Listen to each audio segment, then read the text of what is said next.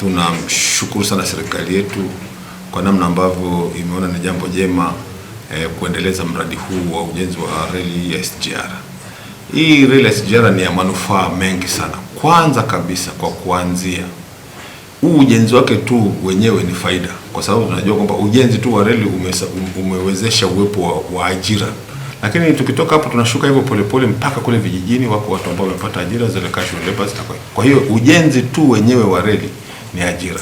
That's the first. Then the second ni kupata ni kuimarisha mawasiliano, tena mawasiliano ya kisasa kabisa, na katika mikoa yetu na hasa mkoa wetu wa Simiyu. Simiyu kuna uzalishaji wa mazao mbalimbali, mazao nafaka, kuna uzalishaji, wenzetu hapa ni wafugaji, na kwa hiyo kuna mazao mbalimbali ambayo yamezalishwa, na nafikiri huwa yanakosa masoko kwa sababu pengine namna ya usafirishaji. Kwa mfano hapa sasa hivi mtu akitaka kusafirisha ng'ombe kupeleka Dar es Salaam anachukua lori naweka ng'ombe 30 40, lakini mimi nafikiri sasa hivi hapa reli hii ikiwa tayari, usafirishaji wa mifugo utakuwa rahisi sana, usafirishaji wa mazao mengine kama mpunga, kama choroko, kama dengu na vitu vingine itakuwa ni rahisi, na kwa hiyo mazao ya wakulima hapa yatapata bei nzuri kwa sababu yataweza kuwa na mtawanyiko mzuri wa kutafuta masoko. Na sisi hapa kwa kujua reli hii tunafikiri kuna wakati umefika sasa tuanzishe viwanda vingine, hasa viwanda vya kuchakata mifugo, kwa maana ya nyama zitoke hapa ziuzwe Dodoma, ziuzwe Morogoro na Dar es Salaam,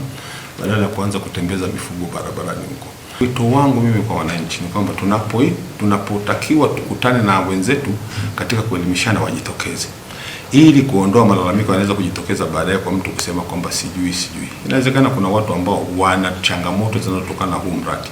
Basi unapoitwa mkutano kwa ajili ya kuelimishana, ni vizuri wakahudhuria na wakahakikisha wanakuwepo na wakauliza maswali na wakaelimishwa vya kutosha. Moja ya mambo ambayo serikali yetu, tena serikali ya Mheshimiwa Dr. Samia Suluhu Hassan inataka ni kuona kwamba kila shughuli zinatekelezwa katika mazingira ya amani, katika mazingira ya maelewano, katika mazingira ambayo kwa hakika yatahakikisha kwamba ustawi wa wananchi unaenda sambamba na ukuaji wa uchumi wetu.